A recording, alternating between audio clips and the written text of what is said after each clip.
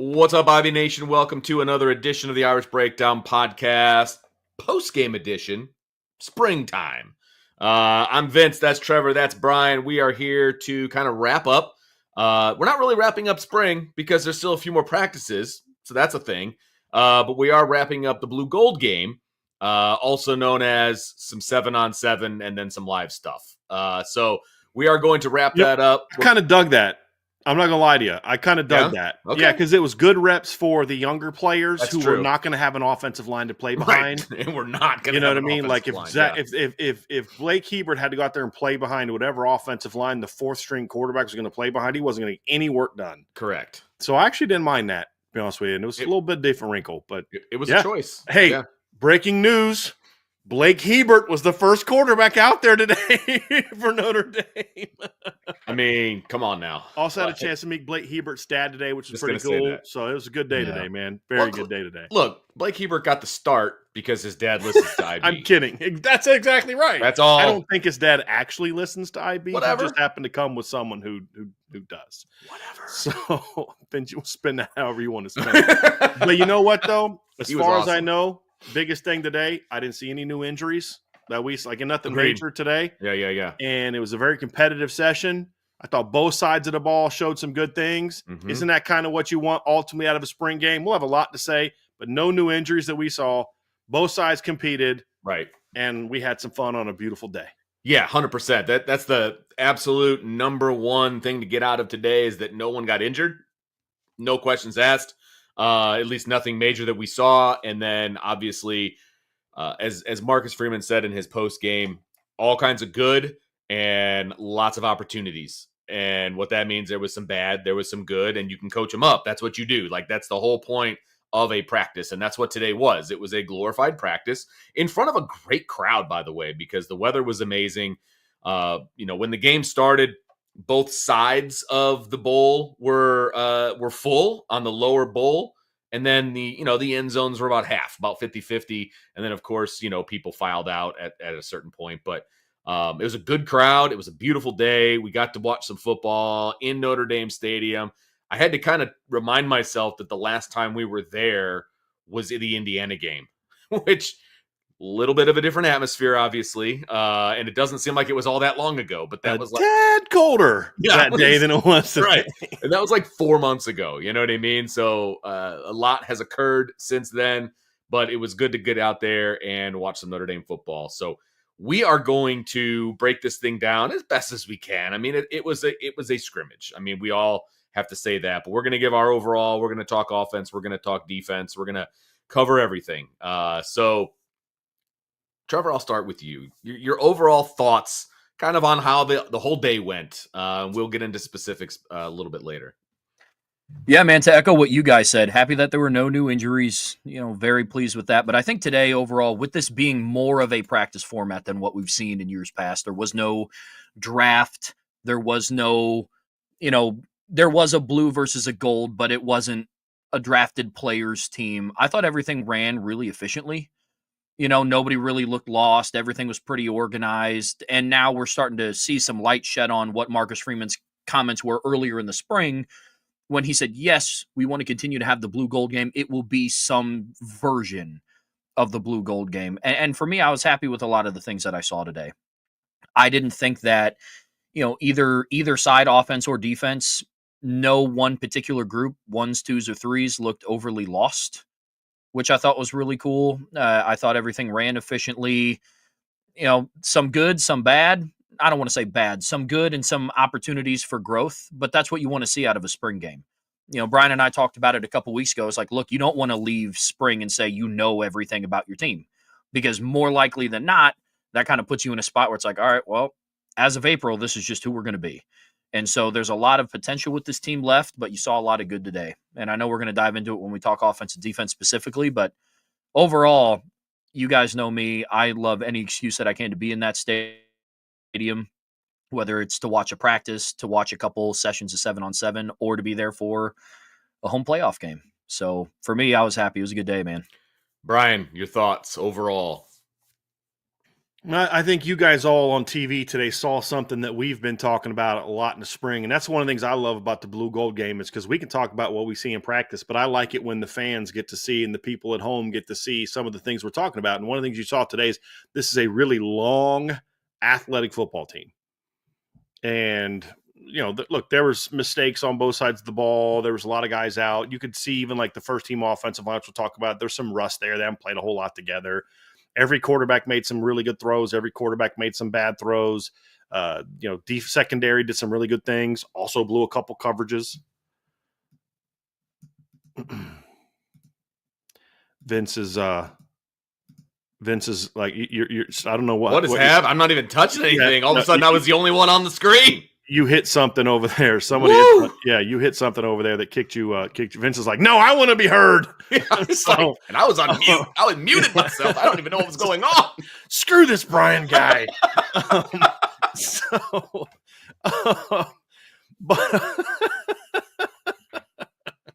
But that was funny. So anyway, like secondary did some really good things, but then there's also a couple blown coverages. And linebackers did some really good things. There's some bad misfits. Just everybody had stuff to work on because it's April 12th. But what I loved about it is this team flew around. There was a lot of competition. It wasn't like you didn't get that like NBA All-Star game feel, to the game at all. I mean, guys' pads were popping. Agreed. I mean, just look at those two goal line plays that Kingston and Luke Talich had. I mean, if you want to think about whether or not they were bringing it, just a lot of young guys stepped up and made some plays today and showed some things. A lot of depth guys took advantage of people being out. We saw some wrinkles that maybe we hadn't seen a whole lot. This is a fun day, man. And look, here's the best part about April 12th. We got a chance to be inside Notre Dame Stadium today and watch some Notre Dame football. And that was really the big takeaway. Got a chance to meet we met Laura Dern's Jurassic Park shorts today. That was pretty awesome. So got a chance to meet him. He's like, hey, I'm going to change my handle. I was like, you better not. I'll freaking ban you from the channel if you change your name. But I didn't actually say that. I just told him he better not. Had somebody bring me some Rise and Roll donuts before the game started, Yeah, so you didn't awesome. rub that in my face at all. DM that. Oh, I was like eating them like with Vince over there talking to somebody. I was like moaning as I was eating it. I was like, hey, Vince, as I'm like taking bites. Trevor looked like he wanted to spear me. Come over and spear me, take my donuts. But no, it was a really great day, guys. It was. And just big picture, for where they are, long, fast, and deep. And it's kind of what we saw all day. I mean, all spring, it's what we thought we were going to see today. And that was the biggest takeaway for me, was just that right there. Yeah, a lot of competition, which was good to see. It wasn't guys going through the motions. I mean, look, we don't know what's going to happen with like this 105-man roster situation or anything like that. So, I mean, top to bottom, people are competing for roster spots, man. You're competing to start. You're competing for a spot on the depth chart. You're competing to be on the team. You know what I mean? So, like, every one of these guys was out there competing, which I thought was a lot of fun to watch. There's been definitely some Blue-Gold games in the past where that wasn't really the case all around. You know what I mean? And so I really appreciated that part of it. It was a lot of fun to watch. There's a lot of talent on this team, man. Like, even though, you had guys, thanks, Chad. Appreciate that. Even though you had guys like, Jeremiah Love sitting out, you had some guys on some limited reps and, things of that nature. It's great to see the O-line, a bunch of those guys that we didn't really get a chance to see in the spring get out there. It was great to see the quarterbacks competing. It was great to see the wide receivers competing, got to see, Will Pauling really kind of for the first time going through some reps, so a lot of things top to bottom on the depth chart. It was really good to see. So that's the part that I really liked about this entire thing. And as good as it looked, we didn't see Jordan Faison. We didn't see Jeremiah Love. We didn't see Malachi Fields. We didn't see Ashton Craig. Yeah. We didn't see Boubacar Traore. We didn't see Jordan Patelho. We didn't see Jadon Blair. We saw very little of Kennedy Urlacher. There's just to name a few guys. So as good as it looked, there were still Good point. a lot. And they held some guys out, just from precautionary purposes. As they should. Like Jalen Blair, like a very minor thing. If it was a game day, he would have been out there fine. It's just 100%. like no chance, no need to see that. He's had a great spring so far. So it was a fun day. Good athletes. And to see some of the young guys really stepping up, that we're going to talk about each one, those guys as we go. And we'll just do like we do normally the post-game show. We'll just talk about the offense. We'll talk about the defense. And there's over 100 snaps. So, there was a lot of football, to be honest with you. There's 100 snaps. It went better than I kind of anticipated. I got a little nervous when they ran out there with the strip. Yeah. God, what are we doing? What are we doing? This is how we're going to start the spring game, huh? Okay, great. Yeah, right. Yep, there we go. And in case anybody doesn't know, the strip is like a long deal, and it's got the positions offensively. So basically, you pull that out of there when there's no offensive line, and so that's what they use for 7-on-7. So you get your splits and you get your you line up correctly and all that. And I was like, wow, the managers are pulling out the strip. Okay, here we go. But anyway, speaking of 7-on-7, let's talk offense, guys. Let's start at the front. Let's start with the offensive line, because it was a pleasant surprise for me. And I don't know if you guys had heard already that this was going to be the case or whatever was going to be. But we haven't seen, Emil Wagner. We haven't seen Billy Shroud. We hadn't seen, Knapp. We hadn't seen a lot of these guys that are projected to either be starters or competing for a starting position. Hadn't seen them in the spring. And they roll out with the first team offensive line. That got me happy, because now you can kind of operate the offense with a little bit more efficiency no matter who's at quarterback. So I like what I saw there. Brian, I'll let you kick off the offensive line. What were your thoughts on those guys? I thought they battled. You could tell with the first team line. And again, I didn't know that they were all going to play. I actually was a little surprised that we did see them out there. Me too. And as much as we did see them, by the way. I was also surprised we saw Sullivan Absher with the first group of offensive line. Then we saw Joe Otting come in there next. We saw Joe get some work at guard.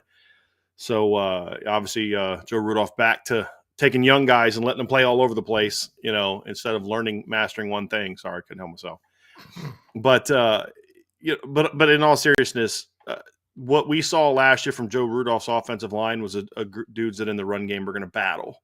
And what we saw today from the Joe Rudolph's offensive line was a bunch of guys are going to battle. They won some of those battles. They lost some of those battles, but they competed. And, you could tell that this offensive line hadn't taken a lot of reps together this spring. The timing wasn't great, which is one of those things, Vince, that just comes from you just need more work. The first practice that Anthony Knapp had as far as getting teamwork, I believe, was this past week. Yeah. So, yeah, he's going to false start. If Anthony Knapp had been healthy all spring and getting all the reps all spring, I'd probably be a little bit more annoyed by him false starting. He's been practicing a week. Right. After, so it's okay, that's part of shaking off the rust during the spring. But I thought they battled. I thought the second team offensive line, the younger players, played much better today than they did last Saturday. Agreed. Much better today. It wasn't a sieve, right? Yeah. It wasn't just guys coming through in the quarterback's face immediately, and they were just throwing off their bat. It wasn't that, and that's what we kind of saw last week. And I don't think we saw that. That's a great point. Yeah.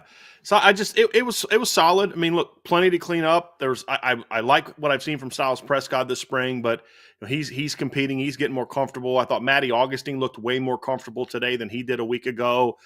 I thought Peter Jones was solid. I thought Cam Herron looked really good in the second half at center. He really competes. He's got a lot of technical stuff he's got to figure out, but that kid plays hard. He battles. He competes. He's a strong kid. He's undersized, but he competes. And just overall from the offensive line, guys, it was better than I expected it to be.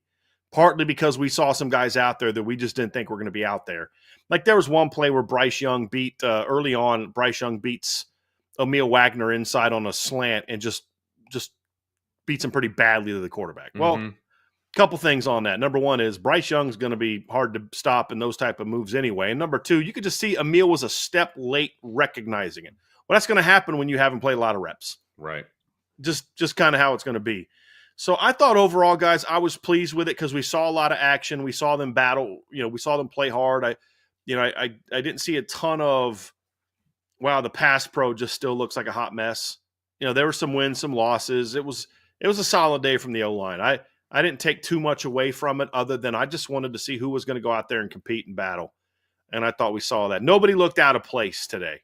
And last Saturday they did. Yeah. Last agreed. Saturday, some of those guys looked like they didn't belong out there.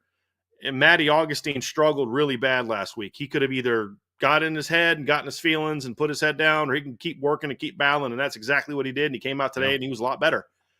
So it was a good day for the offensive line. It was a good day of work from the offensive line. Wasn't necessarily a great performance.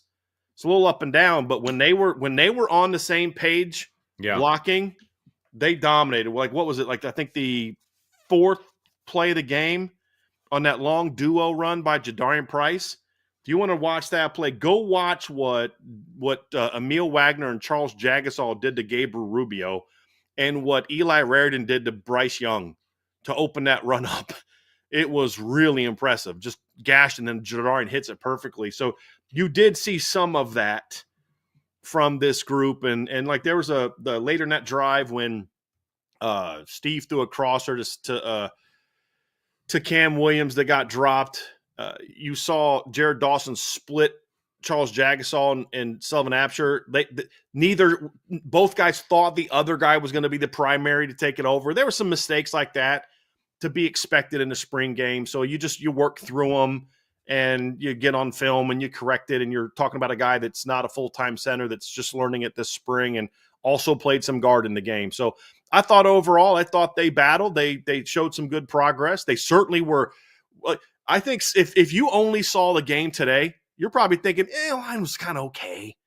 But if you saw the offensive line a week ago and then saw them today, you're like, dude, that was way better than it was a week ago. And that's what I like to see, Vince. Yes, 100%. They kept battling. They took a step and nice. Okay, now get everybody healthy and these last three, because they're going to get 3 more practices, I would assume, of these guys getting a little bit of work together, and then you go into the summer and get ready to get back in the fall when you get Ashton Craig back. Yeah, I think part of it also was, you kind of had, outside of Charles Jagasol, that entire group that was with the first team was now with the second team. And so they're going up against second team defense too. Absher was with the first team again also, but he went from guard to center. Right. He was playing guard with the second team today, and he was playing center with the first team. Correct. But like last week, the first team offensive line had both Charles and Sullivan, but today Sully was at a different position. So 4 of the 5 spots were different. Right. Only 2 of the same players. But I mean, so the guys that really struggled last week were now able to go up against number 2s is the point that I was making. You know what I mean? Like it's more of an equal battle. You know what I mean? Like they weren't having to take on Young and, some of those guys that are not as often. Yeah. The first team for a reason. You know what I mean? So I think that helped as well, but it was a night and day difference offensive line today as it was the last week. I mean, it was just a night and day difference. The defense was living in the backfield last week. And look, defense made plays, don't get me wrong, but it was just a night and day difference. Trevor, you want to add anything to the offensive line before I let you talk about the next group? Yeah, man, the only thing that I would add is you guys touched on it a little bit already, but the level of competition that they went against today also made me feel good with where they're at. You guys are absolutely correct. Looked a little rusty, not bad, just rusty. The last snaps that Anthony Knapp and Billy Schrouth took together side by side, to our knowledge, was the national championship game. That was on January 20th. We're now at April 12th. Right. Sounds like earlier this week they might have started to get their feet wet again a little bit together, but, call that 2-3 practices. And then on Saturday, you're inside the stadium going up against Bryce Young and you're going up against Gabe Rubio and Jason Onye. And so that was promising to see. But yeah, man, I thought that they played well. Significant improvement to what they were doing this past in the Jersey scrimmage that we got to go see. And so, are they a finished product? No. And that's going to be the conversation that we have with every single position group that we talk about today. But the step forward that they made today, I'm super happy with, man. Yeah. I'm going to let you talk about a position that I think we all had some question marks about how they would play today, what the depth looked like, just due to injury, due to a transfer not being here, etc. I want you to lead off on the tight ends and kind of what you thought about them today, because that position kind of flashed a little bit today. I love talking about tight ends. No, but they did, and I do think that it will still be a different outlook in the fall. I think we can all sit here and say that in once Miami and Texas A&M and Boise State and Arkansas roll around, I don't know how much we're going to see of Henry Garrity. I don't know how much we're going to see of Justin Fisher kind of playing that H-back position. But from what I saw from them today is it's not as – I'm trying to word this the best that I can. It's like not as steep of a fall off as what it might look like, say, on a roster. Because it's very easy for somebody to pull up Notre Dame 2025 roster and like, all right, Eli Raridan, I know Cooper Flanagan's injured. Ty Washington is not here yet. James Flanagan isn't here yet. And then you have a long list of Jack Larson, who's technically still a freshman, and then a couple of walk-ons. And so that can kind of mess with you a little bit. But from what I saw from them today was, again, little different outside of Eli Raridan. It was a little different than what we saw in the Jersey scrimmage. Jack Larson made some good contested catches today. I thought that he played really solid. Kevin Bauman made a really good catch today on one of CJ's throws today, which I know we're going to get into a little bit later. But, the tight end room today for me, the biggest thing that I saw was their evolution as a room in the run game, blocking specifically. That was one of my biggest issues with them last season. Was it perfect by any means? Absolutely not. But to me, I needed to see the willingness to block when asked to do so. I thought they ran their routes well today. And that was some issues that we had last year with Notre Dame's tight end room was, if you didn't know the ball was coming your way, maybe that route was ran at 75%, not 100. When this was, play number, insert number here in a row of running the football, I don't know what the willingness was to block on that. And then when you have a guy like Cooper Flanagan leave, who is arguably your best run blocking tight end last year, what's that going to look like? And this room showed me a couple of things today, man. They played hard. Again, the level of competition that they played at, I think, was relative to where they were. I don't want to paint the picture that Henry Garrity was out smoking a Don Schuler on, corner routes or anything like that. But to who they played against today, I thought they played really well. Kevin Bauman, I don't know how you don't love that story, guys. I know, man. Just seriously. You want to talk about battling and staying loyal, whatever the case may be. Like, he's been injured more. Forget staying loyal. Just, you know what? This football thing ain't for me. If they got frequent flyer miles for like hospital visits, he's basically a doctor. Yeah. But 100%. And then to kind of sneak behind the defense and then make that tough grab of an absolute gorgeous ball. Right. That duo run, you had a really nice combo block. I think it was Bauman was the second tight end. It might have been Larson, but they had a great combo block on Bryce Young. Eli Raridan whips him to start, and then the other tight end takes over, and then Eli comes off, and he gets up to the second level and takes out Luke Talich to help spark that run. And no, Cooper Flanagan did not leave. Cooper Flanagan is injured. He's out for the year. Probably going to be out for most of the year. But, no, I thought they did good. And, look, Jack Larson's another guy that struggled last week. Yeah, that drop on a seam. It wasn't a great ball I think it was Angeli threw it. It wasn't a great ball, or maybe Kenny threw it. It wasn't a great ball, but it's probably one you should have caught that he dropped. He made a couple really nice grabs today. So it was nice to see Jack kind of bounce back. And, that those are things I look for. It's like, okay, how about the guys that didn't play well last week in the Jersey scrimmage? How did they play today? And I thought Jack did some good things. You talk about willingness to block. Trev, he was one of those guys that to me today showed a willingness to block. So felt like Henry Garrity had a nice catch up the seam today as well. So if Kevin Bauman can stay healthy, he can help you. Jack Larson, if he can build on what he did today, he can help you. And Eli Raridan just continues to show that he's got the tools to be a difference maker. Just got to keep him healthy. That's the big thing. But, he looked really good today and only got the ball twice, but looked good in those couple times. And, watching him in pregame, he just looks really sharp, real comfortable with his movements. So, overall, was pleased with the tight end room. They can catch the ball, and they're going to be weapons, which is exciting. You know what I mean? So, I'm fired up about the tight ends. And I didn't think I would feel that way coming out of this game. So feeling good about that. So in great ping pong, ping-ponging back and forth between the two of you, I'm going to let Brian talk about the running backs. I knew that's what you wanted to. See, It's almost like I've done this before. I know, right? So, Brian, I'm going to let you talk about running backs and what you thought about those guys because there's one in particular I think you're going to really rave about that we just kept saying. Well, there's how many are on scholarship to play today? It's that many played well. Right, today. Seriously. How good do you have to be at running back for you to have the playmaking we saw today And you're like, dude, that looked like one of the best running back rooms of college football today. And we didn't even see their best player. Like, think about that. And it is such a talented room, man. I think I leaned over to you at one point in time. I was like, dude, their last two running backs on the depth chart, Jabron Payne and Nolan James, could transfer to half the teams in the Big Ten and run for 1,000 yards this year. Like they're so loaded at running back. And Jadarian Price had sort of a, hey, don't forget about me moment today. You know how many times we heard this spring, well, man, if Jadarian Price doesn't do this, he might get beat out by insert guy. I'm like, y'all just going to just take that kid for granted, aren't you? Yeah, of course he's got to do his job, but let's not act like he's not doing his job, and he showed that today. You know, Jadarian showed today, they're like, look, I'm still a dude.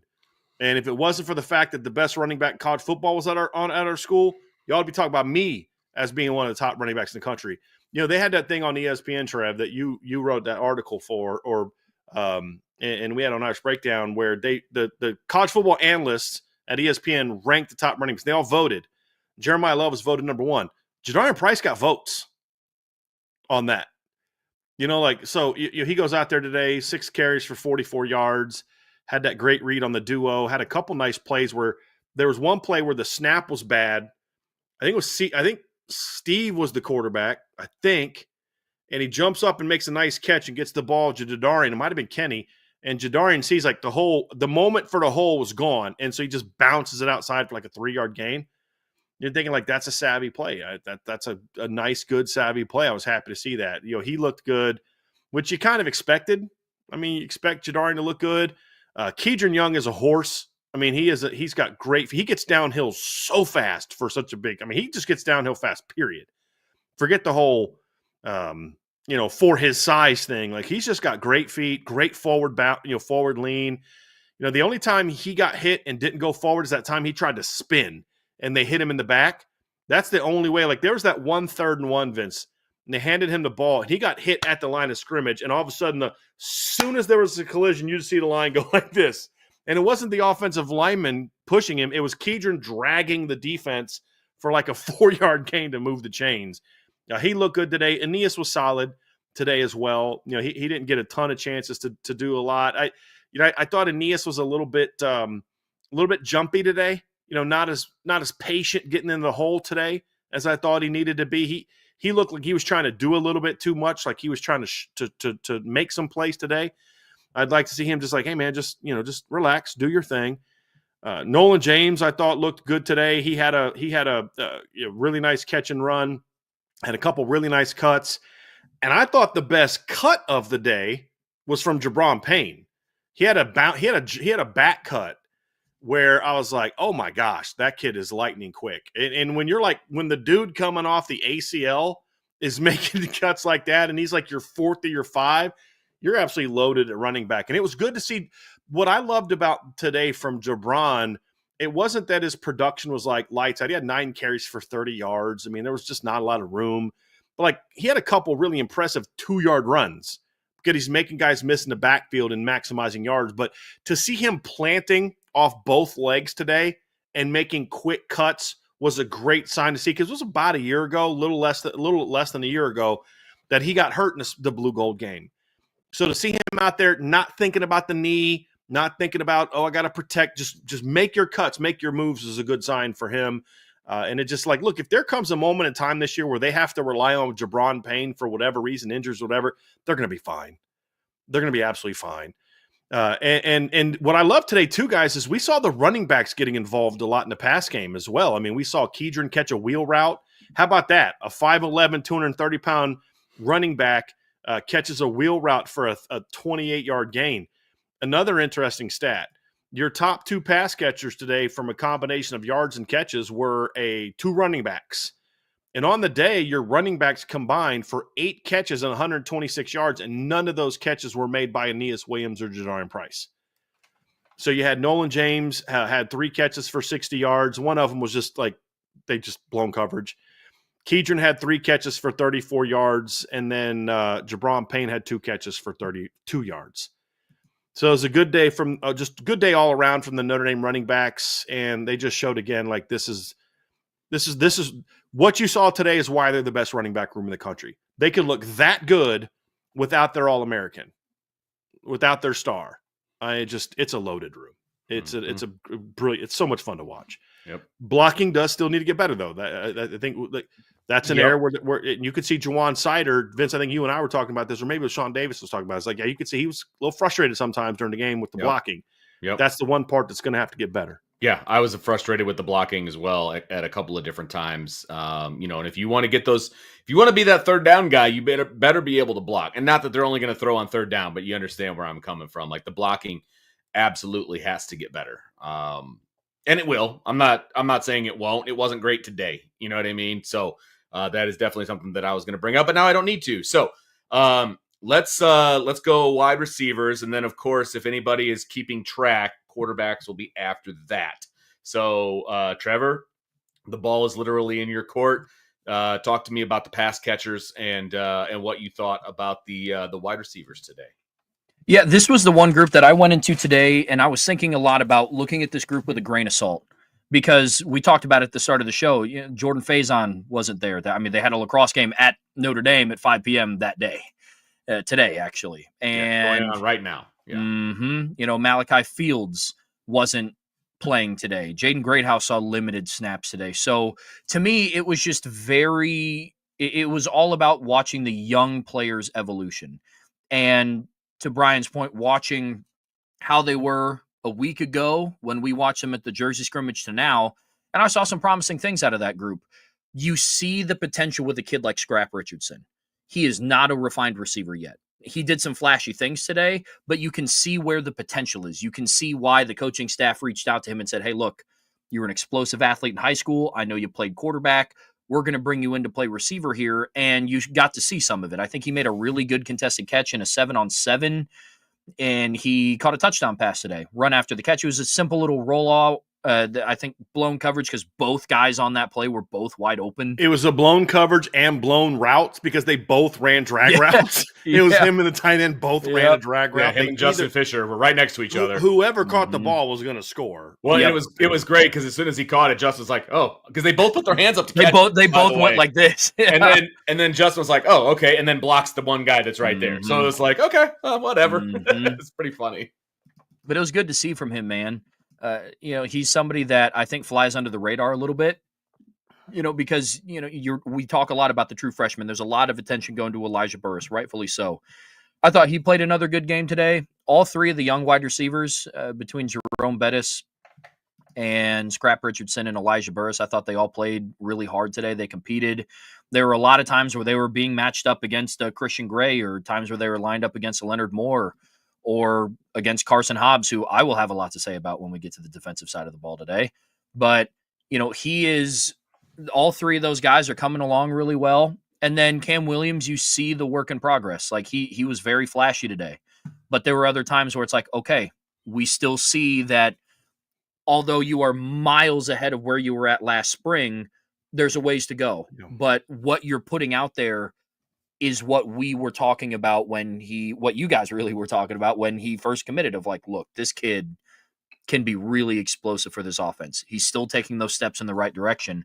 And once that light bulb fully comes on for him, he's going to be a problem. But right now you start to see it. It's kind of in that stage right now where the light bulb's flickering a little bit. And there's moments where you're starting to see it. And so that was really exciting to see today for me. So the receivers, again, I evaluated them today with a grain of salt, because there's a good chance that a lot of the receivers that made plays today are going to see limited minutes in the fall when the season rolls around, and so to me, it's kind of like an incomplete grade. But as of right now, I really liked everything that I saw from them. So they competed today. They have a ways to go, but I'm overall happy. They played better than what they did in the Jersey scrimmage, in my opinion. Go ahead, Brian.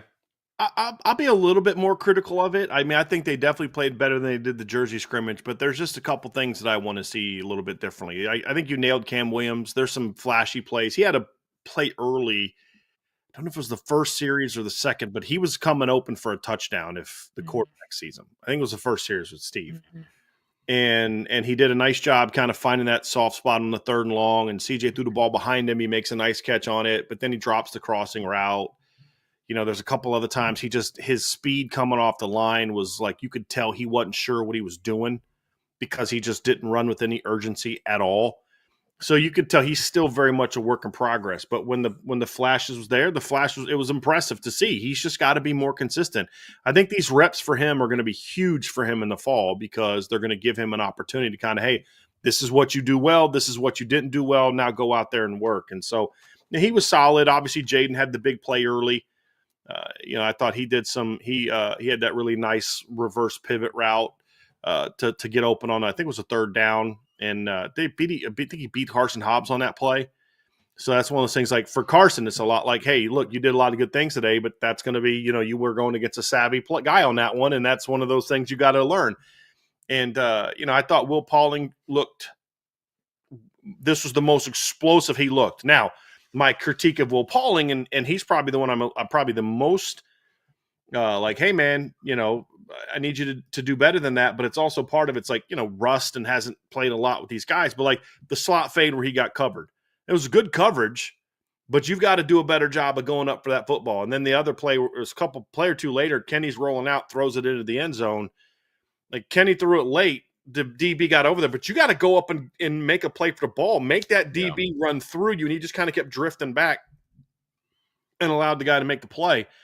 So, I want to see that from him. And, but again, I'm not losing my mind over that because we've seen, this is still part of that. You're learning a new offense. No. You're learning these new quarterbacks. I mean, there's some throws that they made to him today that he's probably like, dude, I didn't play with quarterbacks who could make throws like that. So he may not even expected the football in a couple of those instances. But the thing I cared about is he looked explosive today, which he has not looked when we've seen him before. Like he was getting open. He had some juice on him today. And honestly, guys, I care more about that than I do how he looked in a Blue-Gold game. Like, is he going to be healthy? Because anytime a receiver has a foot injury, you're like, okay, is he going to come back with the same juice that he had before? And to see that today, I was like, okay, like he's going to be fine. He's going to be fine. Elijah Burris was really good today. He's going to play for Notre Dame in the fall. I would just be shocked if he doesn't play in the fall. Oh, and by the way, no Micah Gilbert today either. It's another guy that this receiving core doesn't have.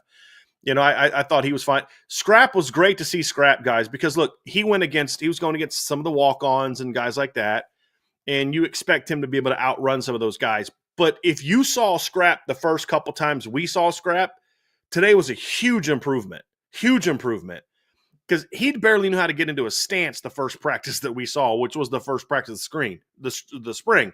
Didn't know how to do anything on his top ends, just not sure of what to do in certain instances. Today, he looked a lot more comfortable. The slot fade he caught, that was a heck of a catch for a kid who played quarterback his whole life. You know what I mean? And he competed. He's got to get stronger. But that was great to see his growth from practice 1 to practice. What is this going to be, like 12? Like, he's already made a lot of improvement just in a short period of time. And again, it's not about who he was going against. It's about me watching the technique he played with and seeing growth there. That's because once Scrap figures out how to play, believe me, none of y'all are going to question Scrap's athleticism. That is really impressive.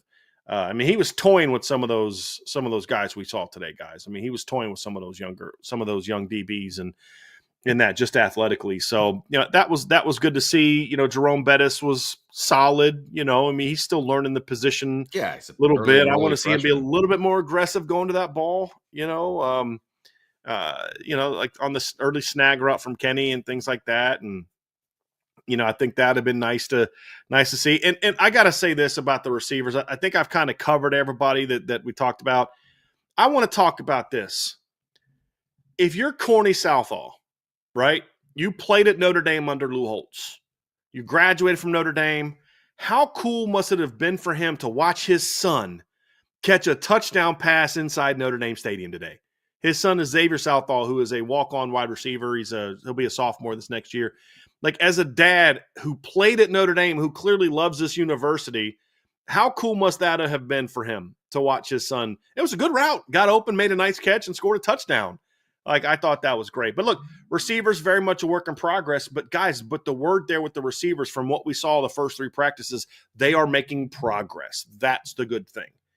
And so for some of you all who watched them today and you're like, this wasn't great and that wasn't great, totally understand. But if you saw what we saw all spring, you'd be like, dude, they're getting better and better and better every time we see them. And then they're going to add Malachi Fields. They're going to have Jordan Faison. They're going to have Micah Gilbert. And the guys that played this spring are going to look even better in the fall. And that's the big takeaway.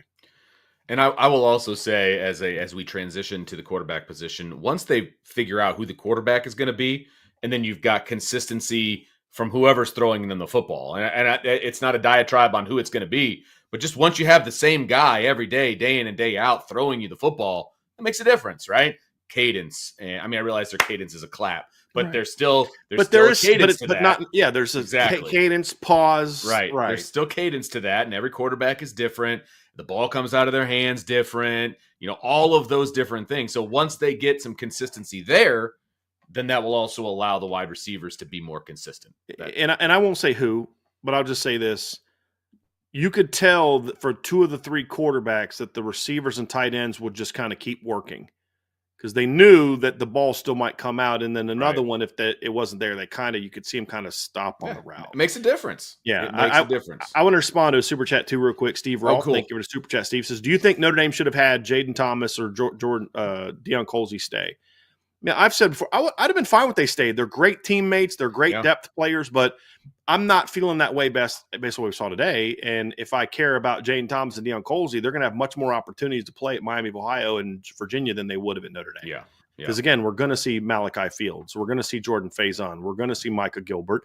I was ready to say, hey, let's get these young guys out there. Let's let them get the work, and let's let them learn. Because, guys, you're not going to be a kid who didn't play a snap last year, and then you're going to come out in the spring and just look great. There's one other guy that I was a little frustrated by today, and that was KK Smith. He's a junior now. He's got to be stronger. He's got to be more competitive.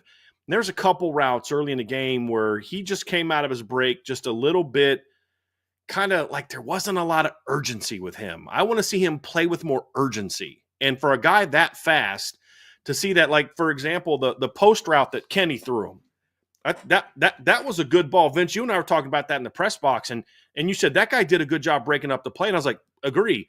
But you can't let a post route with a guy playing over top get into you like that. I just want to see him kind of attack the ball a little bit more. And that's kind of my continuing frustration with KK is he just doesn't attack the way I need him to attack the ball, even as a junior. And I'm like, dude, you're way too talented to not be more aggressive and not use your speed more. You should do everything fast. And I was a little bit more frustrated by him than I was by, seeing inconsistency from Cam Williams or, seeing inconsistency from Elijah Burris or Scrap Richardson or anybody else. Like you're a junior now. I expect you to be more consistent and to play with a little bit more urgency. And it's a little bit bummed that I didn't see more of that today. Fair enough. All right. So again, the moment everybody I'm sure has been waiting for.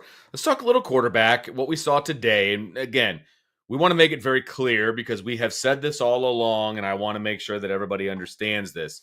This is a singular practice. You don't want to get too high and you don't want to get too low on anything that we saw today. So we're not going to. We are going to discuss what we actually saw. And then later on, once the spring is officially over, we can get into, conclusions about the spring in general, right? But we're going to talk about what we saw today in this scrimmage, in this game, in this practice, and what it looked like, right? So 3 quarterbacks went. They all got time with the quote-unquote first team. They all got time with the second team. They all had 4 drives, essentially. All 3 of them got 4 drives, and with varying results. So, Trevor, I'll let you kind of lead things. Whoa, Brian, yes, sir. You can let him lead. I just wanted to give the stats first of the day. Oh, yeah, go ahead. Yep. And then he can go. So we don't have Blake Hebert's 7-on-7 stats. They had him down as 0 for 1. So I don't know what his numbers were. Same with Teddy Rizak. I know he completed. He threw that slot fade to Scrap Richardson. But CJ Carr was 14 of 19, 74% completion, 170 yards, 2 touchdowns, and a pick. Kenny Minchie was 6 of 14. I had him down for 3 drops, or 2 drops, 106 yards, no touchdowns, no picks, 43% completion. He did run one in, though. He did. Yep. He did have 6 carries for 1 yard, had a 5-yard long and a touchdown. And then Steve Angeli was 8 of 11 for 108 yards and a touchdown, 73% completion. So that was the numbers from today, just as we get this thing going. All right. So, Trevor, your thoughts on the quarterbacks? Yeah, I mean, performance as a whole, we said it at the start of the show. All three guys made some good throws today, and all three guys made some things that they made mistakes that they're going to have to clean up moving forward. What I saw today out of the quarterbacks is just kind of a microcosm of what we've been talking about all spring, if I'm being 100% honest. I mean, it's, look, I'll just go guy by guy. With Steve Angeli, it was, look, he is going into his senior year academically. He's gearing up to be a redshirt junior. All three quarterbacks today look comfortable out there. I don't think none of the three looked rattled. And I didn't think that any of them would, based on some of the things that we had seen before. Slower start for Steve today with his first offensive drive. And like we've seen and what you guys have told me from, years past that you've seen him, kind of starts a little slow and then he starts to heat up a little bit as the day goes on. And I think we saw a little bit of that today. I think there were some missed opportunities for Steve, like there were some missed opportunities for the two other quarterbacks as well. But with Steve, again, it comes down to his processing ability is just not as quick as Kenny and CJ's. And that's not me putting myself into camps. That's just, if you go back and you watch the scrimmage, it's just there's some things that he's just a split late on. But when you're playing against a defense that has Leonard Moore and Christian Gray and Carson Hobbs and Adon Schuler and Devontae Smith, that split second's going to be the difference between a completion and an incompletion.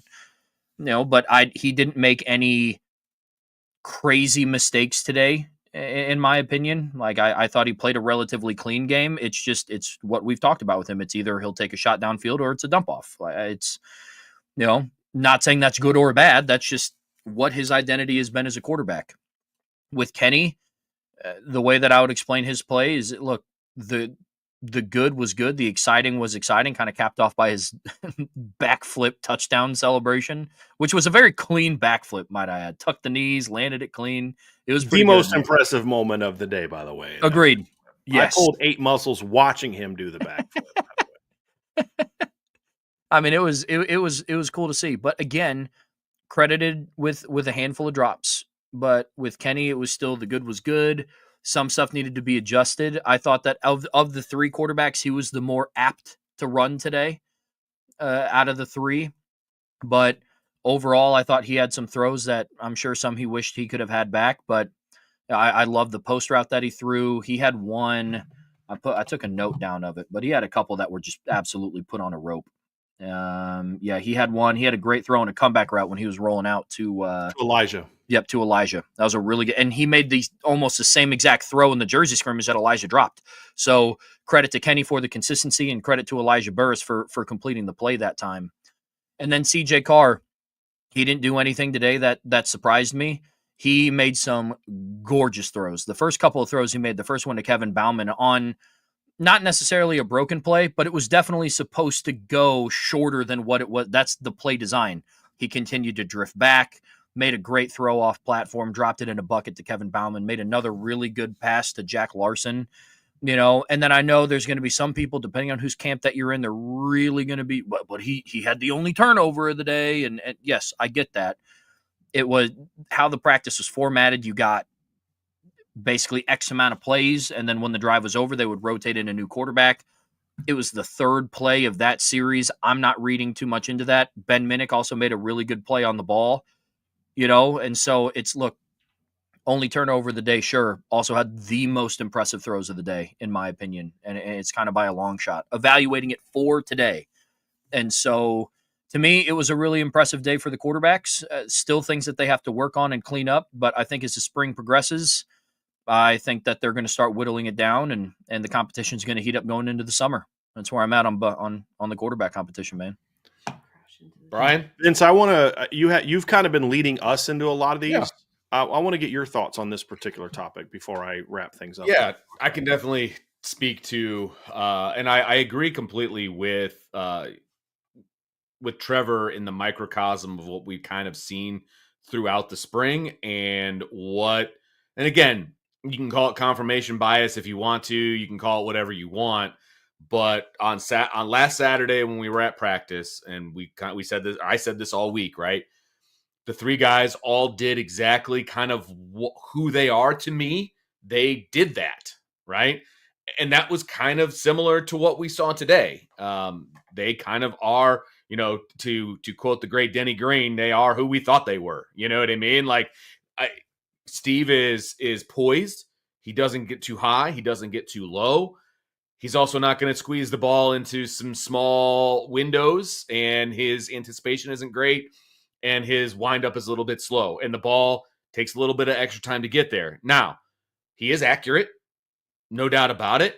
There was a throw later on in the day, and Brian and I talked. We were like, "Oh, that was a good throw.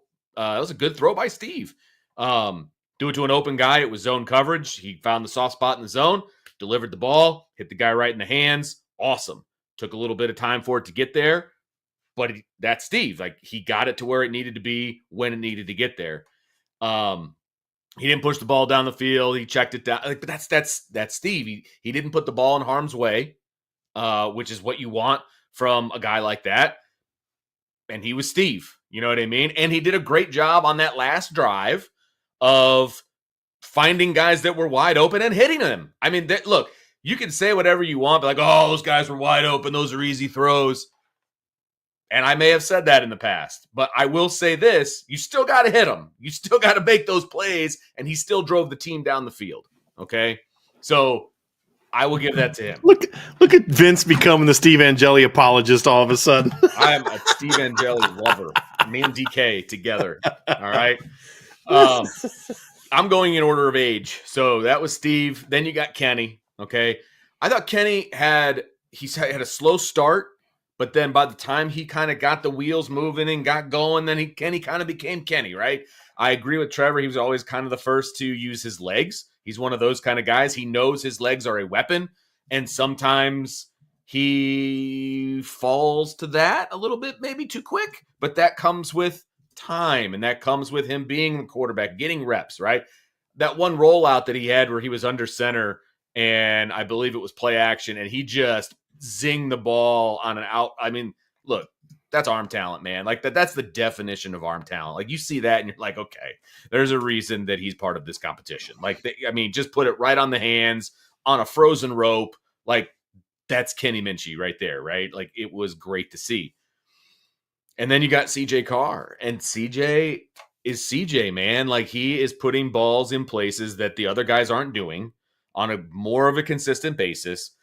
The two balls that he threw on the sideline were, he couldn't have reached his hand out 23 yards and dropped it into the bucket better than the way that he threw it. One of them, he had a guy in his face. One time he didn't.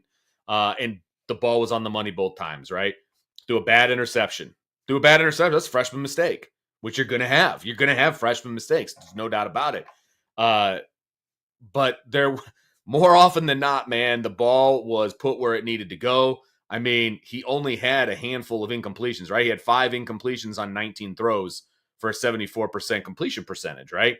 I mean, 2 of them were throwaways. And 2 of them were throwaway. One was the short throw that he had, which was a throwaway. I don't like it because it was a little bit in danger there. And then the other one, he threw out of bounds, right? So it's like, okay. I mean, he knows where to put the ball.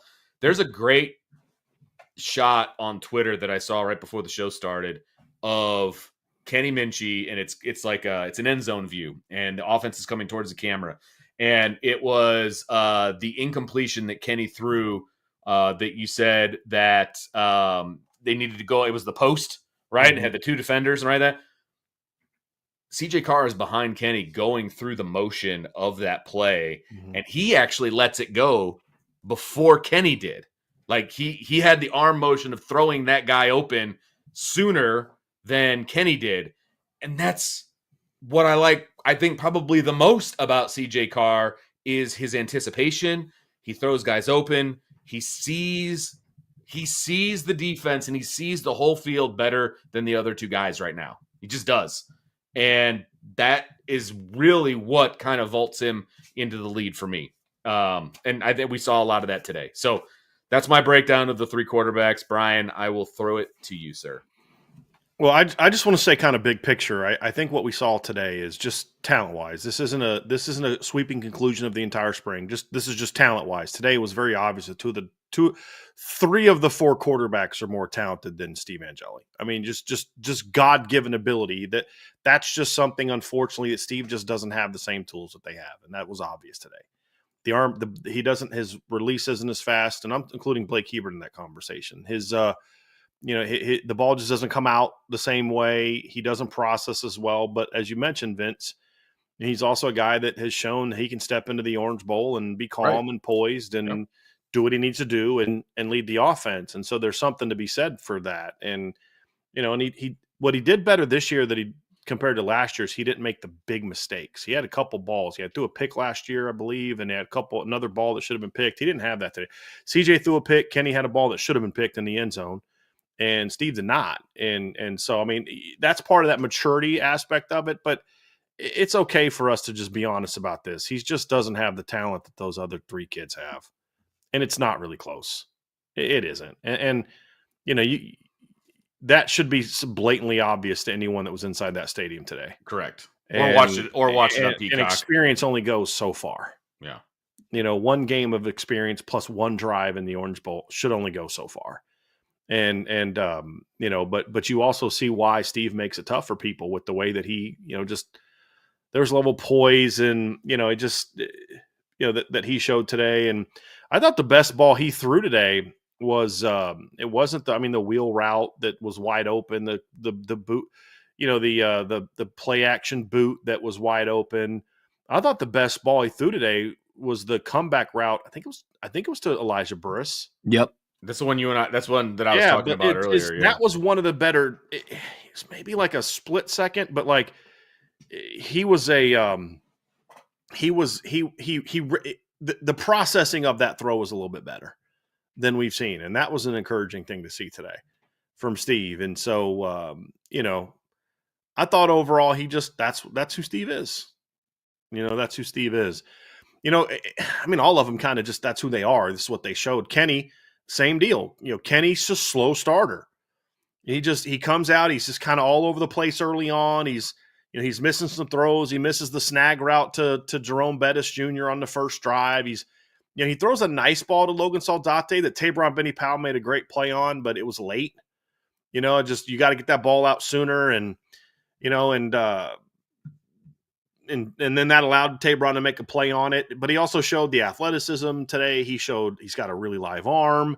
I thought the post route was a good ball. I thought the slot fade was a pretty good ball. For Kenny is he's just got to figure out why he just doesn't start well. He did it in the Jersey scrimmage last year. He did it in the spring game last year. He did it in the Jersey scrimmage this year, and he did it in the spring game this year. He just doesn't start well. But once he gets going, he's really good. And I don't know why that is. And because I'd have to be at practice every day to kind of better evaluate that. Is there something in his thought process? Is he going through things too quickly in his head? Is he not going through things quick enough in his head? I think it's because he speeds everything up early. That's what I think. I think because Kenny's got a really smart mind. And I think he's one of those guys that, and Vince, you're a teacher. I know kids like this. You got to calm them down. Like, hey, man, you're a smart, your mind's going a million miles an hour. You got to slow down, take a deep breath. And once Kenny kind of gets into that groove, you see what we saw today. Right. Which is some really impressive throws and a lot of arm talent and the ability to extend plays and move the chains and throw on the run and things like that. So I thought Kenny had a solid day, and because, not a good start, pretty strong finish, and that's where you're at. And then you get to CJ. I'm going to talk about the pick first because I have a little bit of a different view on the pick. Obviously, I'm not happy whenever a quarterback throws a pick, but I'm actually like in this setting, I'm good with that because there were two things that happened on that play. So they're running a backside, like a backside seam route with Logan Saldate. So the route looks there. CJ's looking at it, looks there, but then the corner does a really nice job of sinking because the guy left his zone. So he sinks, and CJ can no longer get the ball out over top. You could see that it looked like he wanted to get out over top. Corner takes it away. So he thinks, I'm going to try to zip this sucker in there. He throws it on a rope. I thought Logan did a poor job of playing the ball, but it was also even more so a great job by Ben Minnick to undercut the route, and he gets picked off. It was similar to the throw that Sam Hartman made to get picked off against Pitt a couple years ago, if you guys remember that particular play. But that's one of those ones that I'm happy to see, and here's why I'm happy to see it. I'm not happy about the pick. But what I was most encouraged by today with CJ is with him, it's more so like, dude, you can make some gorgeous throws, but you got to let it go. Like, it's okay to throw an incomplete pass sometimes. It's okay to occasionally get picked off. I need you to let him rip a little bit. And we saw CJ let him rip a little bit today. And that interception included. Now, here's what he learned today. That corner route to Kevin Bauman, that's a throw you make all day. You have a zone, you make it up. You got the one-on-one slot fade to Jack Larson. That was one of the best balls I've seen thrown inside that stadium in a few years. I mean, there's just not a lot of guys in college football that can make that throw. It's just an unbelievable throw to Jack Larson. And then the last one we saw to Logan Sutton, that's not the throw I want to make. And so, I mean, that's kind of what the day was for CJ was. I was happy to see him be a little bit more aggressive throwing the ball down the field. I mean, like the backside dig on 3rd and 9 to Cam Williams where he finds Cam come open. He actually had to wait on Cam because Cam was a little slow kind of getting into his route. Hits him, throws it behind him. Cam makes a nice catch on it, but it was the read that you wanted. The other mistake that CJ made today was there was a corner route in the end zone on their, I think it was the field goal drive? Because they had a field goal first and then a touchdown drive. It might have been the touchdown drive. I think it was the field goal drive. But he's got Elijah Burris coming open on a corner route late, and he had gone away from it just a little bit too soon. I'd like to see him stick with that because Elijah had leverage and put that ball over top for a touchdown. Those are really the two misses that I thought CJ had today to go with the pick. But you also saw today, guys, the offense just moves when CJ's in the game. It's just different. The offense just moves different. And he can make those, even like the wheel route. You know, he saw it, but to have the patience to let him clear and then get the ball over the top, you know, to see that a play gets eaten up and then to throw the ball away a certain way. I mean, those are just savvy plays. And when you're talking about your youngest guy in the competition reads better than everybody else, is a better decision maker than everybody else, and is your most accurate quarterback, you know, you're like, okay, that's why he led them on 3 scoring drives. Because what did they have today? They had one field goal drive or 2? How many field goals did he make today? Hold on. I got it right here. 2. So you had 2 field goal drives and you had 4 touchdown drives. Am I correct on that? Yes. Okay. So 4 touchdowns and 2 field goals. Yep. Well, CJ led them on 3 of those scoring drives. Kenny on 2, Steve on 1. And then they got stopped at the 1-yard line, you know, on a 4th and goal on another one. So, I mean, that's kind of, at the end of the day, that's what matters, right? And he led the first team offense on the scoring drive, and he led the third team offense on the scoring drive. And there's, you know, hitting 3rd downs, you know, even like the check down to Nolan James, to see it quick enough, but to be patient to let the defense drop, then throw the swing, which is something we a couple times like, Riley, just be patient getting that swing route out because you got it out there so quickly that the defense hadn't got any depth. But he let Nolan kind of get out there. Defense clears, and he checks it down, and he allows Nolan James to run for like 9 yards. You know, even the 3rd and 19, he throws a rope to, I think it was Elijah Burris, or was it Jerome Bettis? I forget. No, it's KK Smith. And all of a sudden, you know, you gain 10 yards. It's 4th and 9. Now Marcus Freeman has a decision to make. Do we want to go for it on 4th down here? They ended up deciding to punt. But just the velocity he threw that ball with just allowed him to get the ball and get upfield. And so, you know, I thought you just saw, this is why I ranked him how I ranked him coming out of high school. I mean, you can call it whatever you want to call it, but I know what my eyes saw. I see a guy that's a great decision maker for the most part, made a throw that I can live with that kind of turnover, guys. I mean, I can. Whoever starts a quarterback this year, breaking news, they're going to throw some picks this year. It's going to happen. What? Yes. You know, Jimmy Clausen had one of the greatest seasons I've ever seen as a thrower in 2009, and he still threw 4 picks. I mean, they're going to throw a pick at some point in time this season. I can live with that kind of interception, you know, where instead of like just a guy chucking it, you know, like the pick we saw from one of the guys last year. So, yeah, he knows how to get the ball out. If you notice, the guys are always getting the ball in position to kind of go do something with it. And the offense just moves better with him. And he showed some mobility. He knows how to buy time. Like you mentioned, Vince, just the poise to, they're getting ready trying to throw like a quick RPO. I think it was a snag route. I have to go back. I think I'm trying to run a snag. Normally on a snag route, the corner route is a clear. I'm actually going to go back and try to find that particular play because I believe he was trying to throw. They were trying to throw a snag route, and which is normally you don't throw the corner route on that particular play. But he sees it. It's covered. So what does he do? He sinks out of the pocket, meaning if nothing comes open, I can chuck it out of bounds. But he sees the DB flat-foot, and as soon as the DB flat-foots, he throws the ball over top to Kevin Bauman for a big play. And then just like, look, how many times last year did we say to Riley Leonard, hey, man, you got a one-on-one with a slot fade. Just give your guy a chance to go make that play. And that's exactly what CJ did to Jack Larson. When Kenny and especially Steve were put in that same situation, they threw the ball away. And that's the difference. And that's just kind of what separated him from today. Yeah. So, it's like that pick is different than some of the other picks we saw. Because that's just, you were a little too aggressive trying to make a play. It's going to happen. Then you correct it and you don't make it again, right? Like if he makes that pick 2 more times, I'm going to be pretty pissed off. But that's part of the game. Guys are going to throw picks. You learn from it.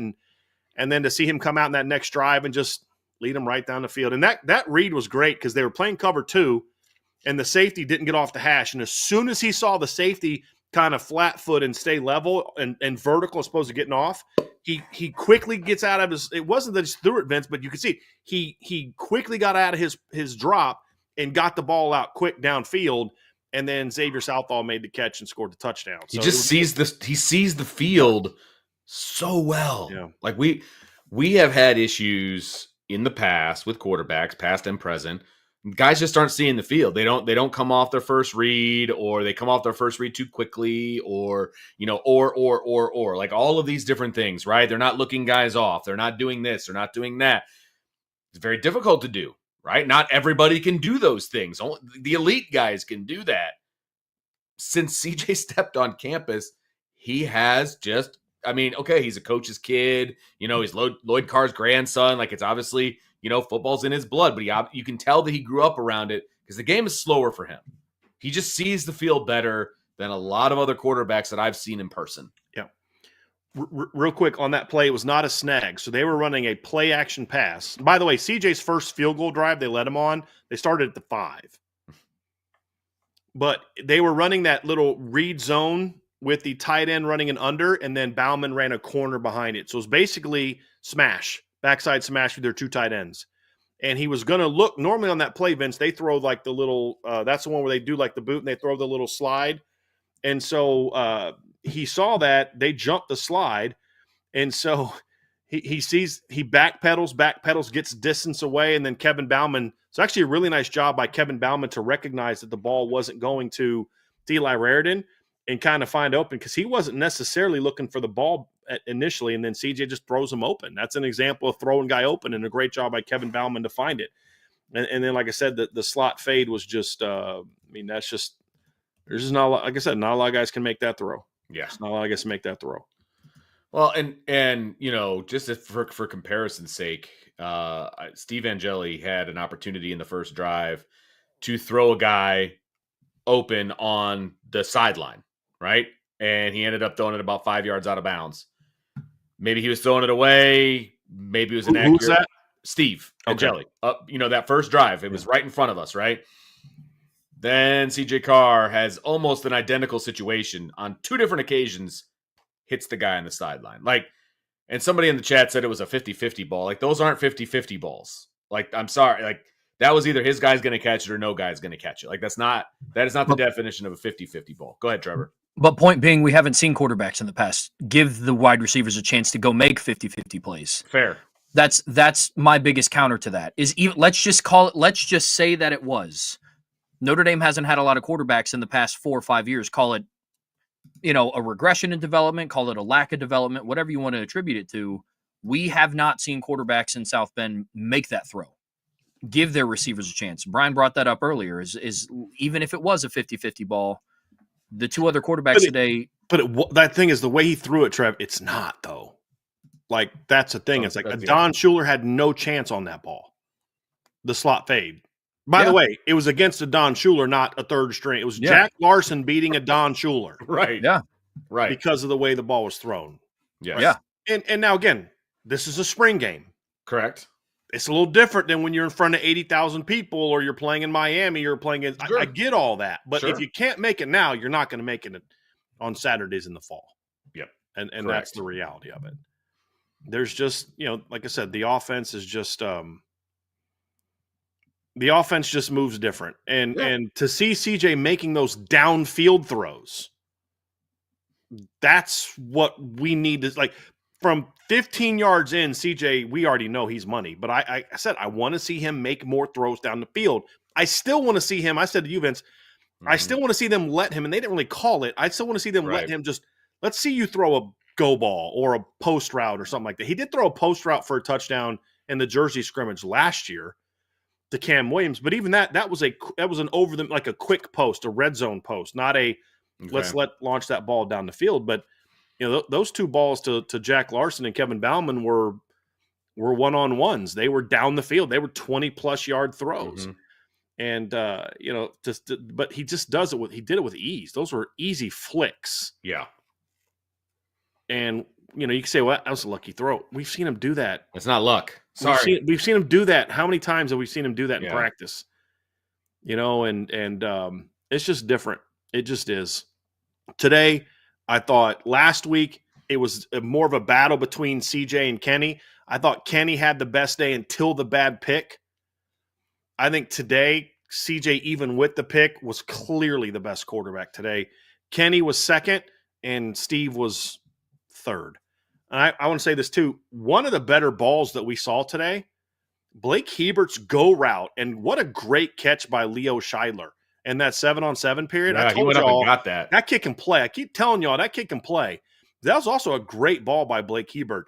Overall, that's something that I was really encouraged by today with Kenny, CJ, and Blake especially. Trev, this goes to exactly what you were talking about. They all took shots and gave their guys chances to make plays down the field today. Some got made, some didn't. But you know how many of those get made if they don't take those shots? 0. Like Leo Scheidler can't make that throw if you're not willing to throw it.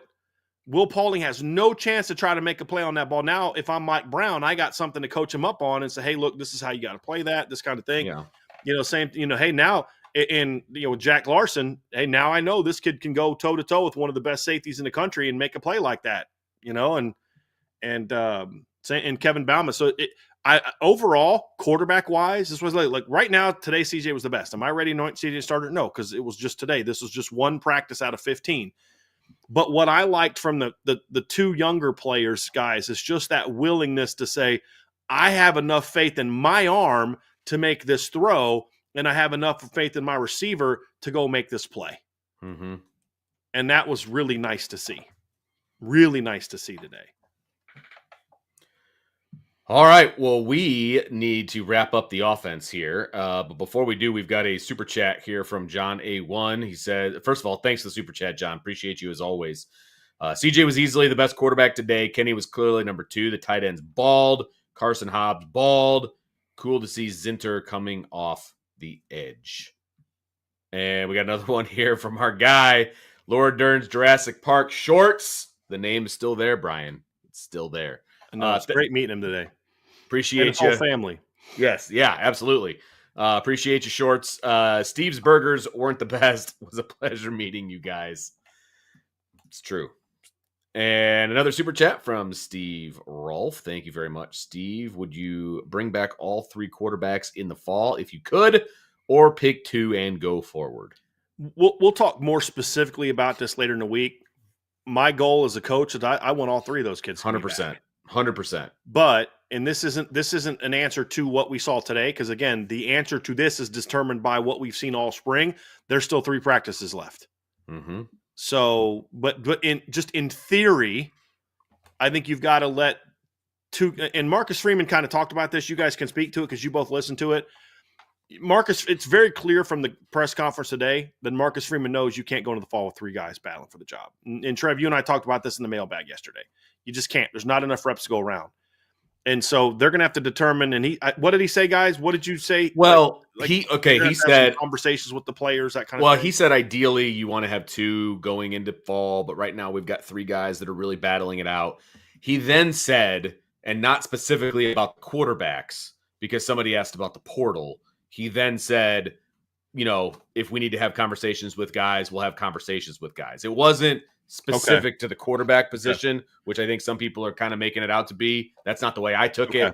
I took it as guys in general, guys on the roster, we might have to have some discussions with if they want to enter the portal. I would love to have all 3 back, as long as all 3 are bought in to whatever decision gets made. You're going to be happy. You're going to be, you're not going to be a locker room problem as long if they would all come back. But I also think, as I said yesterday, you got to be honest with all 3 of them about where they stand. Absolutely. But you don't have that conversation after today, because again, there's 3 more practices left after the spring. So spring's not over for these kids. There's still competition. There's still 3 more practices of competition left. But in theory, of course, I would love to see them all back. But I don't know how likely that is. But you got to be honest with them. But you got to figure out who your top 2 are going into the spring or into the fall, and just kind of go from there. And you got to be careful, because you want to make sure that you don't tell your number 3 guy he's number 3, and tell your number 2 guy he's number 2.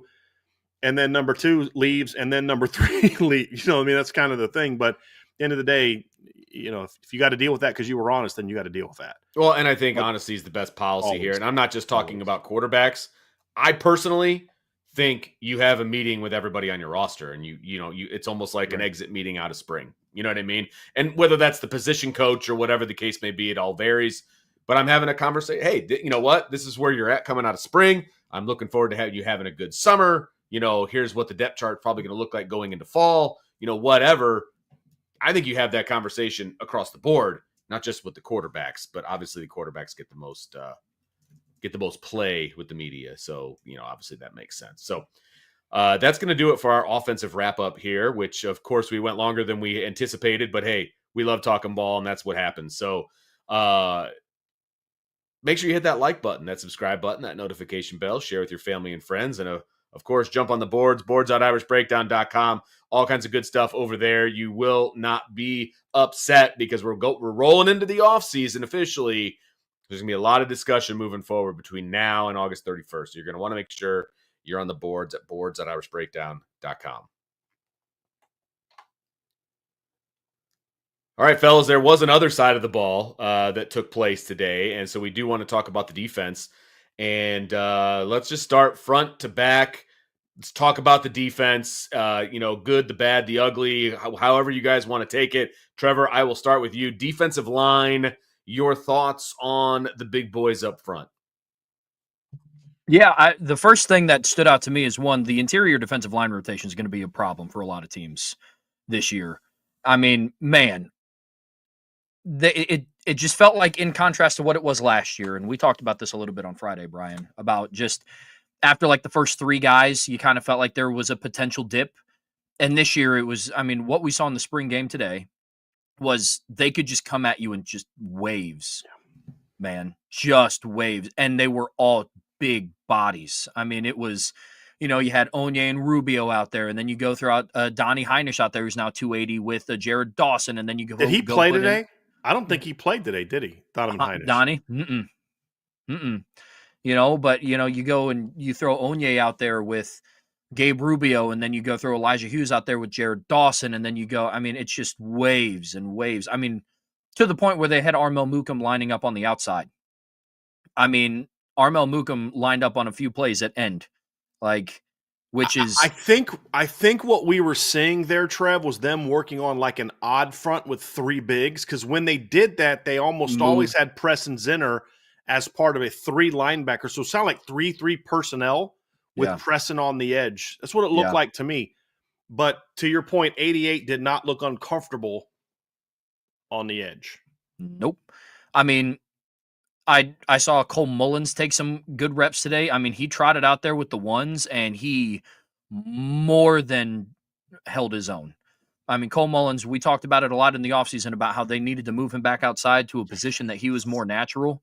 And man, did he look good today. He was somebody that jumped off the page to me too. Did you see the counter play that he blew up early in the game where he just whooped Charles Jagasaw? Yeah. And then came off to make the play on the football? Like, that was an impressive play. Like, he had several plays. Like, there was the read zone play where he basically like forced the quarterback to I'm trying to think what happened on the play, but he basically forced the ball out of the quarterback's hands. Like, he looked really good today. Yep. This is the guy that I saw in high school that I graded as a top 150 caliber recruit. They got a little bit of weight off. He looks more athletic. This is where he needs to stay because he looked good today. Power and athleticism for that size. He looked really good today. Quick off the ball today, blew up some plays. I really liked what I saw from him. And then there's the players that you weren't surprised that went out and made plays. Like Bryce Young made plays. He was one of those like no duh guys to me, but he had another really good day. But to me, the biggest thing that stuck out, and it's been a hot topic of conversation this offseason, was the interior of the defensive line. And they are deep.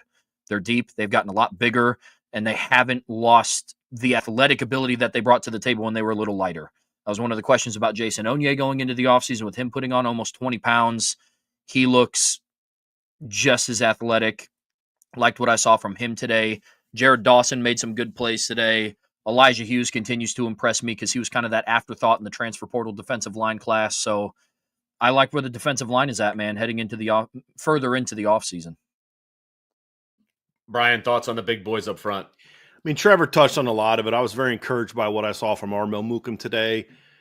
I thought he looks like a guy that can help you out. Bryce Young was Bryce Young. Gabriel Rubio, again, kind of still a little bit up and down, but more good snaps today than otherwise. And some of the snaps that weren't great are because he was getting double teamed by Emil Wagner and Charles Jagasol. But you got to anchor a little bit better a couple times. I'm glad you talked about Cole Mullins because that was definitely going to be one of those ones that I brought up today. Because, I kept telling Vince, like, there's 42 again. There's 42.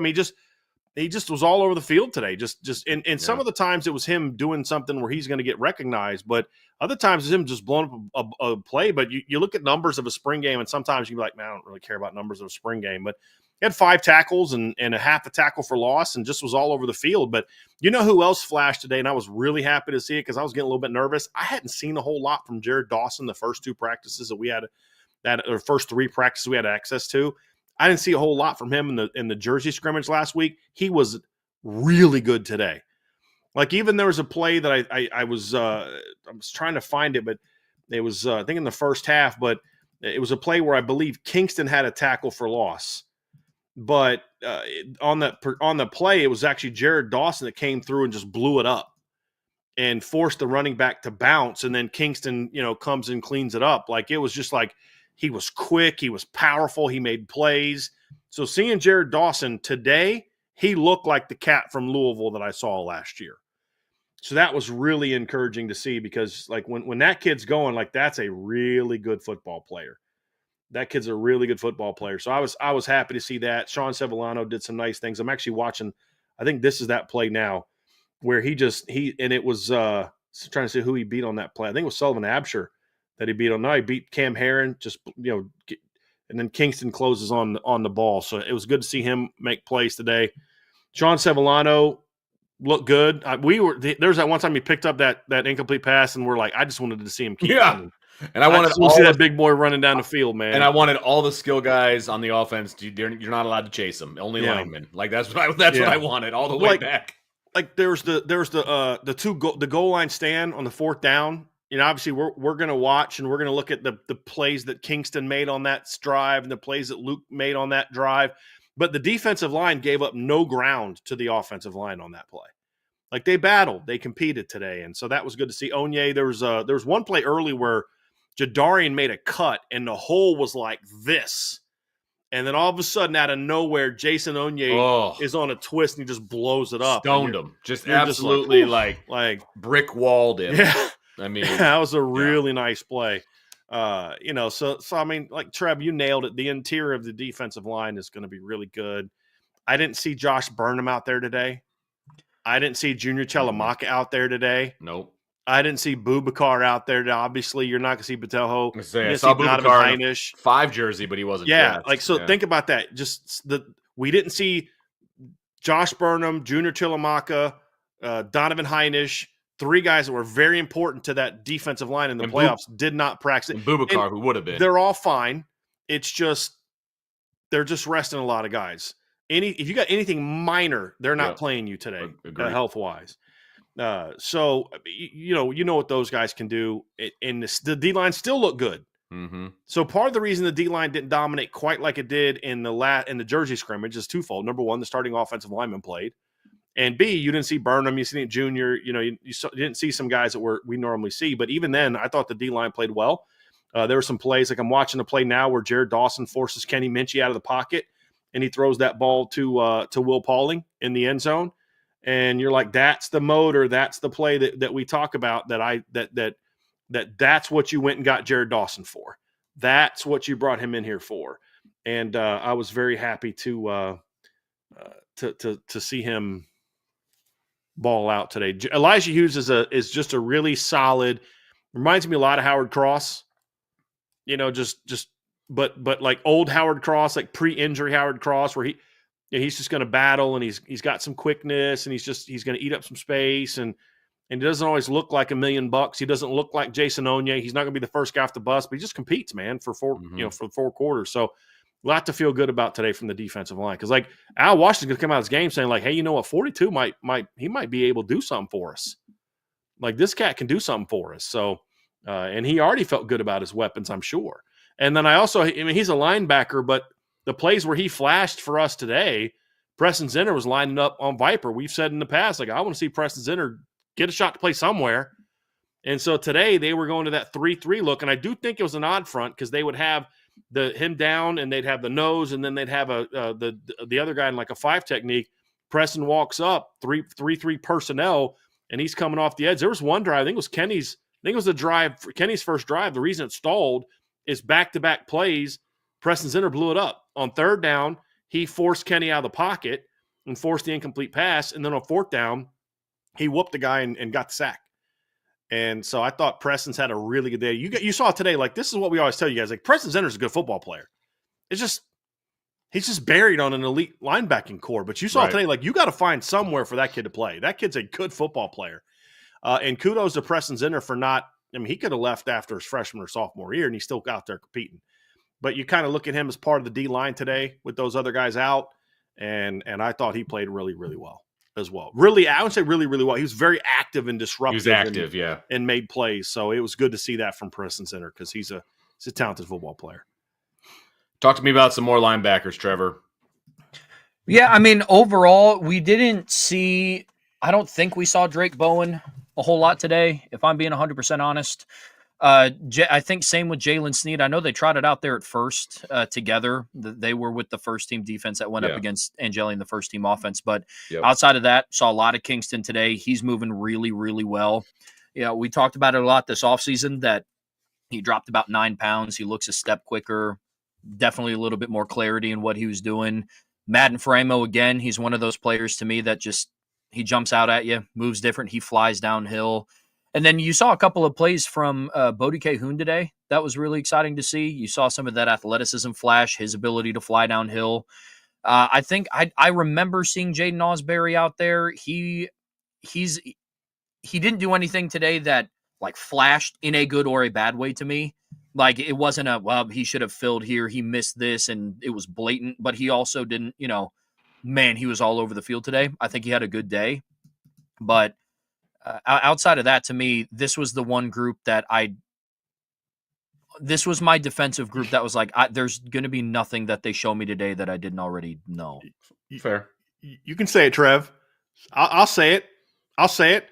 When Drake Bowen, Jaden Osbury, and Jalen Sneed were on the field today, I paid zero attention to them. Yeah, because you knew what to expect. Because I don't care. I've already seen. I know what they can do. I don't care what they do in a spring game. I paid a little bit more attention to Kingston because he's coming off the knee injury. Yeah, and I paid attention to Madden and Bodie Cahoon, but I don't care what Drake Bowen does in the spring game. I don't care what Jaden Osbury does. I don't care what Jalen Sneed does in the spring game. I do not care, good or bad. They could have had terrible games today. I would not care because I watched them play against Georgia. You know what I mean? So, but I'll tell you what, with Kingston, it was funny. The first time I keyed in on him early in the game. He comes downhill and he blitzed, but he didn't do it with any conviction. And he kind of got blocked and knocked back. And I'm like, all right, that's not good. Like, boy, I hope we don't see that again. And I'm making a mental note of, I actually made a note of, I was like, okay, 27, not come downhill. And then, like, the next 3 plays, he just destroyed somebody. He just came down. I think it was the very next play, or maybe it was 2 plays later. And he comes up, and they ran counter at him. And he just destroyed the pulling guard. Just ripped him. And you're like, all right, he's good. He's fine. You know what I mean? And then, of course, the 2 plays he made at the goal line, you're like, yep, he's a dude. So I did pay attention to him just because I wanted to see him. We didn't see him finish healthy late in the year. You know, he wasn't 100% down the stretch. You know, I wanted to see how he moved around with sort of the different looking weight. But, yeah, Kingston was really good. Manfremo just doesn't know what he's doing yet, guys. I mean, that's the reality. But you could see the tools. Like, he can run. But, like, a perfect example, he's the linebacker that got beat on that wheel route to Kedron Young. They ran a little bit of a pick play. It kind of ran like a little snag. And he's got to play. He's got to climb. He's just got to see that and climb over top. And if they throw the swing, they throw the swing. You're in position to pursue. You make him, you tackle for a 2-yard loss. He tried to go under the guy because in high school, he can go under that guy and run with running backs. Right. But this is Notre Dame. And you didn't face Kedron Young in high school. And those are things that when you're a linebackers coach, you're okay with that because what you saw from Madden today was great effort, great hustle. And when he made mistakes, he made them hard. And even on that play, he reached out and tried to grab Kedron. He knew he was beat. Like he knew as soon as he tried to reach out and grab him. Why? Because he's thinking I'm going to drag him down because he's not going to beat me for a touchdown, that's kind of a smart heads up type of play. But the angle was so bad and Kedron's just too fast. He just ran outside of him. So, obviously a lot he's going to have to learn. I thought a linebacker that I thought was really impressed with today was Bodie Cahoon. I thought Bodie, I'm looking forward to going back and watching the film today and seeing a little bit more of the linebacker play. But he just kept flashing for me. Like he looked so much more comfortable in what he was doing than he did a year ago in like fall camp.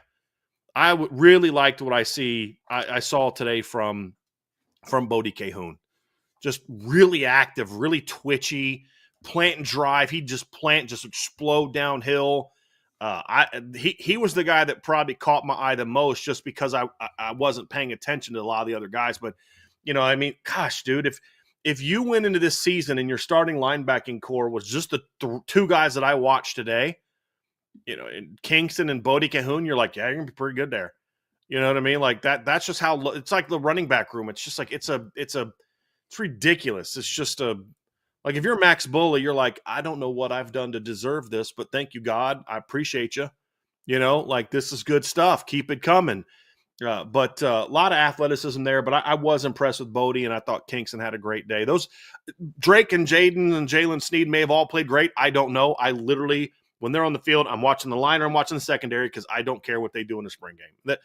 Not everybody may agree with that, but I can't watch 20 in a game like this. I can't watch 22 guys at once. It's also harder because you've also got Notre Dame's offense on the field at the exact same time. So I mean, it makes it doubly hard than what it normally does. So when they're on the field, when those cats are on the field, I just don't care. Because I'm not going to get. But seeing Bodie running around, seeing Kingston and how he looked, you're like, okay, Kingston's good. Bodie can play. The linebacker room is it going to play some stuff to clean up, but overall they did some good things today.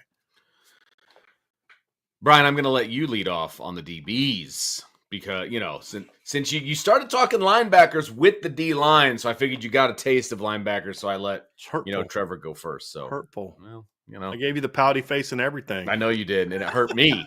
Like I was right inside here. I mean, defensive backfield, they are what they are. I mean, they're long. Didn't look great today. Well, yeah, he was going against Leonard Moore the whole time. I mean, come on. But I thought corner was good. I didn't pay a lot of attention to Leonard Moore, Christian Gray. To be honest with you, I didn't pay a lot of attention to Don Schuler. Obviously, I don't know what you tell him on that ball by CJ to Jack Larson. He was right there. I mean, he was in great position, to be honest with you. So some other things I saw today, I'm really impressed by Carson Hobbs. He got beat early by Jaden Greathouse. Really recovered. I mean, he's one of those kids. Carson is a very confident kid, like very confident. So you never worry when he gets beat. You don't worry about him like putting his head down or going in a hole or or anything like that. He's just going to come back and compete. Very active, very aggressive. He had. I mean, the coverage was good, but the best play I thought he made all day was it was actually out of the nickel, because he played both nickel and corner today. Was the play where he beat Charles Jagasaw. They ran a screen. He beats Charles Jagasaw outside, and has a really aggressive tackle of Kedron Young. Talk about knowing the situation. I got to go with this guy hard. I'm not form tackling 21. Right. I got to arrive with some force, and he did. And he was able to bring Kedron down in space, which is not an easy thing to do. Should have had a pick, but it was great coverage. Yeah. I mean, just undercut the guy, was in perfect position. I thought, and he did not look super comfortable playing nickel a week ago in the Jersey scrimmage, I didn't think. And then to see him come out today and look as good and comfortable as he did, clearly some big growth happening there. We only saw a little bit of Devontae Smith early in the game, and he was good. He really whooped Jaden Greathouse on a slot fade on that first drive of the game. Like, really nice job of not biting on the fake. And then as soon as Jaden went out, Devontae met him and then rode him out. It was really good technique. I thought all day the nickel position was great. And then Ben Minnick comes in, and now he got beat by Will Paulding. I actually went back and looked at that slot fade. That ball by Kenny wasn't as good as I thought it was. That ball was too far. So from the angle we were at, I had to look through the defender, and I thought that he misplayed it. Went back and watched it. That ball wasn't as good as I thought. He had Ben Minnick beat. But other than that, I thought Ben did a nice job today. Did a great job of undercutting Logan Saldate on that over route. Didn't bite for Logan's attempt to try to stem him up. Stuck with him. Luke Talich was all over the field today. Had 9 tackles. 9 tackles today. And him and Kingston just blowing up those 2 red zone plays.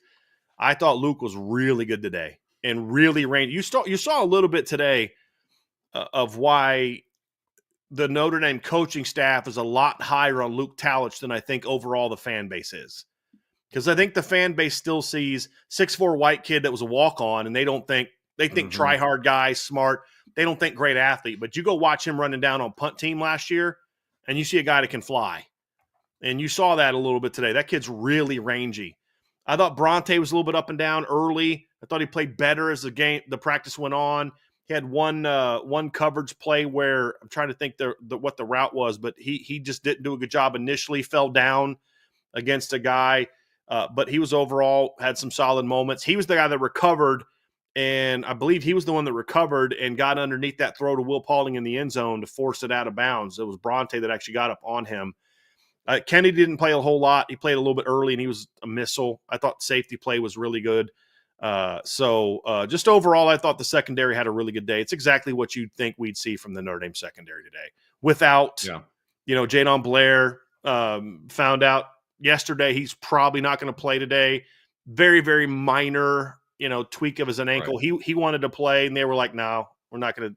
Right. But even without him, even without Jalen Stroman, you still saw the safeties play really, really well today. So just overall, really good day. Loved what Tabron Benny Powell had a couple nice plays today too. Had a real nice breakup on that over route. Really aggressive. But the safety play was about as good as we saw last week. But I was really encouraged by the play of the nickel position today.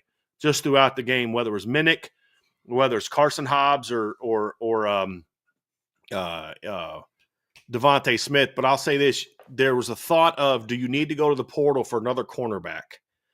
I think what I saw from Carson, we're not supposed to make big sweeping things, but what I saw from Carson Hobbs today with the freshman you got coming in, I'm good.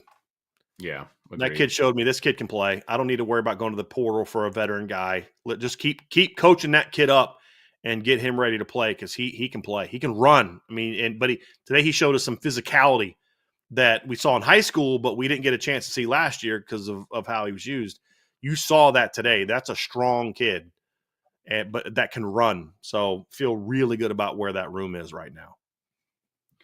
Trevor, some thoughts on the secondary?